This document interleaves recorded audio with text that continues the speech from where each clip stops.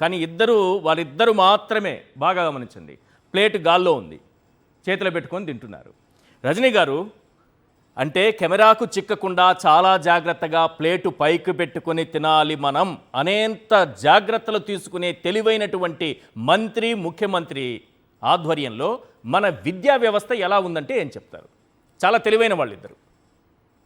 Sir నమస్తే sir. ఇందాక నుంచి నేను ఎంత వంగి చూసినా నాకు ఆ కంచంలో ఫుడ్ కనపట్లేదండి. నాకు కనపట్లేదు.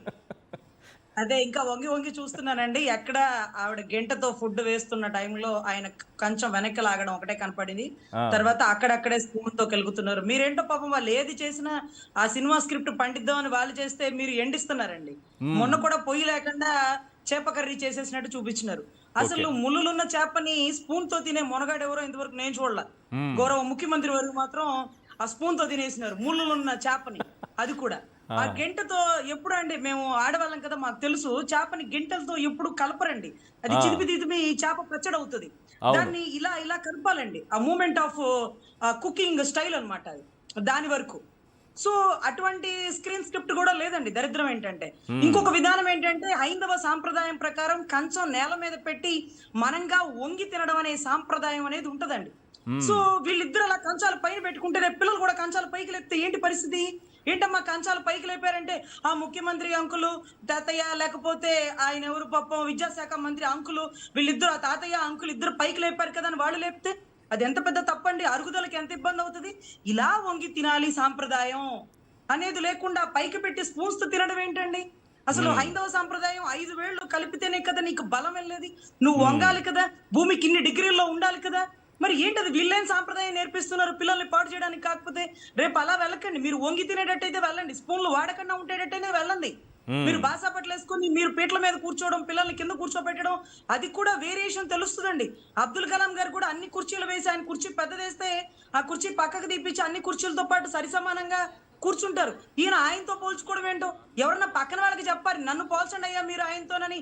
ఆయనకాయనే వారి కోవలని నేను అనడం కూడా ఇందాక రాజీవ్ అనేదో చెప్పాడు. కానీ అలా వచ్చింది ఇలా వచ్చింది, మాకైతే నవ్వు వచ్చిందండి. తర్వాత ఇంకేమన్నా వచ్చిందేమో తెలియదు కానీ ముందు నవ్వు వచ్చింది అలా కంపారిజన్ చేసుకుంటే. ఇంకొకటి ఏంటంటే ఇకపోతే విద్యాశాఖలో మార్పులు. ఎక్కడైతే తమిళనాడులో విజయ్ గెలిచి ఏంకిపల్లి సుబ్బిసావుకి ఎలా వచ్చిందో అక్కడ పవన్ కళ్యాణ్ గారు ఎదుర్కొంటున్న సమస్యలు మేము చూస్తూనే ఉన్నాం. ఇక్కడ ధర్మేంద్ర ప్రధాన్ గారు రాజీనామా చేస్తూ ఇప్పుడు లోకేష్ గారు నెత్తికి చుట్టుకుంటుందనే పరిస్థితులు ఇప్పుడు ఆయన నలిగిపోతున్నారు. అదే కాకుండా జగన్ గారు ఏదో ఒట్టి మాటలు చెప్పరండి.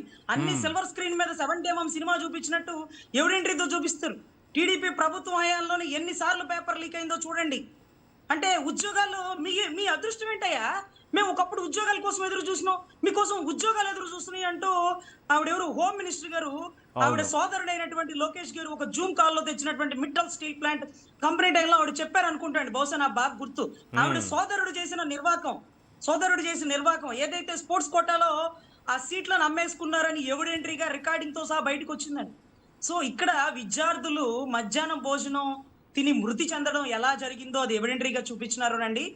పోనీలేండి, వాళ్ళు స్కూళ్ళకి వెళ్ళి డిజిటల్ బోర్డ్ లో చంద్రబాబు గారు రాయడం, ఏదైతే స్కూల్ బెంచ్ల మీద లోకేష్ గారు కూర్చొని పిల్లలతో ముచ్చటించడం, ఆ పిల్లలతో కలిసి భోజనం చేస్తున్న పరిస్థితులు, ఆ పిల్లలు వేసుకున్న యూనిఫాము, ఇవన్నీ చూస్తుంటే ఇది జగన్ గారు సాధించినటువంటి ఘనత. పబ్లిసిటీ ఆయన టైంలో చేసుకోలేదు, కానీ వీళ్ళు ఏది చేసినా అరే ఆ బెంచ్లు ఎక్కడా? చైతన్య స్కూల్కి వెళ్ళారా? నారాయణ స్కూల్ లేదండి, గవర్నమెంట్ స్కూల్ అదేం బెంచ్లు? జగన్ గారి టైంలో బెంచెస్ అన్ని మార్చేశారండి. ఇదేంటి ఆయన ఏమన్నా బిజినెస్ స్కూల్కి వెళ్ళారా ఏంటి? చంద్రబాబు గారు డిజిటల్ బోర్డు లేదండి, అది కూడా మా గవర్నమెంట్ స్కూల్ అండి. అరే గవర్నమెంట్ స్కూల్లో డిజిటల్ బోర్డు ఆ జగన్ గారు గవర్నమెంట్ లో తెచ్చారండి. ఇలా పబ్లిసిటీ అవుతుంది. ఏంటి ఆ యూనిఫాము చక్కగా చున్నీలు గిన్నెలు నీట్ గా ఉంది, ఎక్కడ ఎవరు పిల్లలు? ఆ పిల్లలు కూడా మన గవర్నమెంట్ స్కూల్ పిల్లలండి. ఆయన టైంలో యూనిఫామ్ మార్చేసినారండి, అద్భుతంగా ఉందండి. పిల్లలు షూస్ వేసుకున్నారా? ఇది కూడా గవర్నమెంట్ అండి. ఆర్వో వాటర్ అండి. మొన్నటి రోజు రెడ్డప్ప మాధవ్ గారు ఒక స్కూల్కి వెళ్తూ ఆ వాష్రూమ్స్ లోకి ముక్కుకి గుడ్డాటం పెట్టుకుని అలా పరిగెట్టి వచ్చింది. 5 నిమిషాలు ఉండలేకపోయిందండి.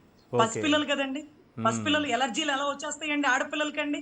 అలాంటి వాష్రూమ్స్ అండి. సాంబార్ చూసినారండి, నీళ్లతో గాయ చేసినారేమో, పప్పుతో గాయడం మర్చిపోయి. ఇదే సాంబార్ అని చూపించింది. జగన్మోహన్ రెడ్డి గారి గొప్పతనం ఏంటంటే నాడు నేడు పేరుతో స్కూల్స్, ప్రభుత్వ బడుల డెవలప్మెంట్ ఏ స్థాయిలో జరిగిందంటే ఆఖరికి చంద్రబాబు నాయుడు గారు పుట్టినటువంటి నారావారి పల్లెలో కూడా మరుగుదొడ్లని జగన్మోహన్ రెడ్డి గారే కట్టించారు పిల్లలకి ప్రభుత్వ బడులు.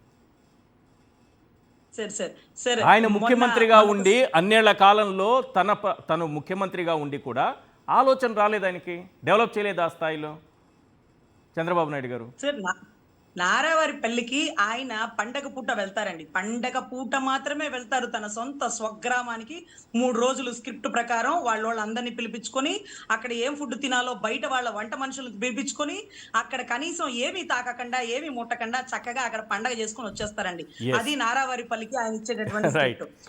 Right. ఇంకొకటి సరే సార్, ఇంకొకటి ఏంటంటే ఈ జంజీ ఏదైతే ఉందో సార్, నిన్నటి రోజు పిల్లలు ఏదైతే అక్కడ ఢిల్లీలో చేసినటువంటి పార్లమెంట్ ముట్టడి ఏదైతే ఉందో, అవును, నువ్వు నందా అయితే నేను బద్రీనాథ్ అని ఒక డైలాగ్ మీకు గుర్తుందా అండి?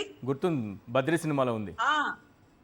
మన పవన్ ఫేవరెట్ కళ్యాణ్ గారు సినిమాలేమో. చెప్పిన dialogue. సో అక్కడ మీకు గుర్తుందా, నందా విలను బద్రి హీరో, అవును కదా? అవును.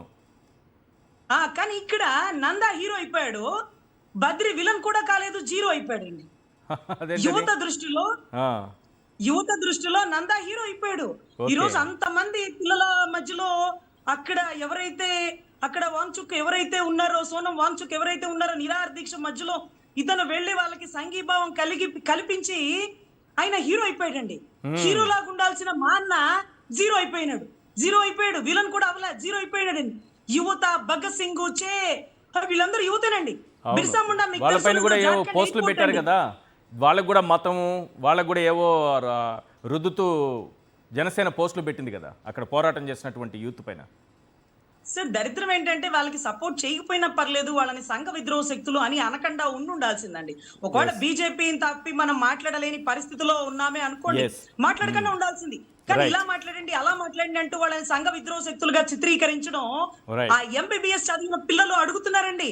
ఆ ఎగ్జామ్ ఫెయిల్ అయిపోయింది మళ్ళీ పెడుతున్నారుగా అన్నారటండి. ఆ పిల్లలు అడిగారు, మీరు ఎలక్షన్లలో కూడా కరప్షన్ చేసినారని మాకు నమ్మకం వచ్చింది, మీరు మళ్ళీ ఎలక్షన్ పెడతారా అన్నారు. మళ్ళీ ఎలక్షన్ పెడితే గెలవగలరా అండి? మళ్ళీ ఎగ్జామ్ పెడితే రాసే ధైర్య సాహసాలు, అప్పుడున్నటువంటి జ్ఞాపక శక్తి, ఆ పరిస్థితి అక్కడ ఉంటదా అండి? 570 మార్కులు ఎక్కడ, 620 మార్కులు ఎక్కడండి? ఎంత స్లాబ్ రేట్ తేడా వచ్చేసిందండి. సో ఇటువంటి పరిస్థితుల్లో వాళ్ళ బిడ్డలు ఎంబీబీఎస్ చదివి ఆ ఉద్యమాల్లో లేరు కాబట్టి వీళ్ళు ఇంత ధీమాగా కూర్చొని వాళ్ళని సంఘ విద్రోహ శక్తులని మాట్లాడగలిగారు. కానీ పగలు రాత్రి చదివి ఎంబీబీఎస్ చదివి అక్కడ పిల్లలు కొట్లాటలో కొట్టించుకొని రక్తంతో అక్కడ చిందులేస్తున్న టైంలో వాళ్ళ మీద బాష్పాయువు ప్రయోగించడం, లేకపోతే నీళ్లు పెట్టి కొట్టడం, వాళ్ళని జైల్లో పెట్టడం, ఇంత విధ్వంసాలు జరిగినప్పుడు కూడా తమరు మాట్లాడకుండా ఉన్నా బాగుండు. వాళ్ళని సంఘ విద్రోహ శక్తులు అన్నారు. కాబట్టి మీరు యువత దృష్టిలో, అంటే బీజేపీ దృష్టిలో మీరు ఎప్పుడు సనాతనీలేనండి, అది ఓకే.